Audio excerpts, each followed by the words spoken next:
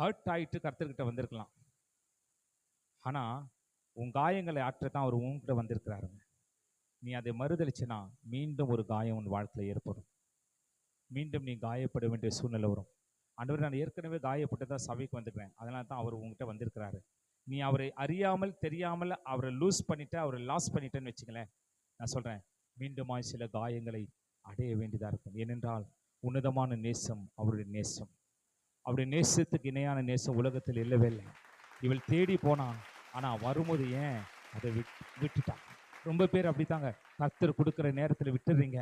நேற்று போன வாரம் சர்ச்சுக்கு வரலன்னா, போன வாரம் ஒருத்தர் வந்தார், மிஸ் பண்ணிட்டீங்க. இந்த வாரம் சர்ச்சுக்கு வரலன்னா இந்த செய்தியை மிஸ் பண்ணிட்டீங்க. ஈவினிங் சர்வீஸ்க்கு வரலன்னா செய்தியை மிஸ் பண்ணிட்டீங்க. ப்ரேயருக்கு வரலன்னா செய்தியை மிஸ் பண்ணிட்டீங்க.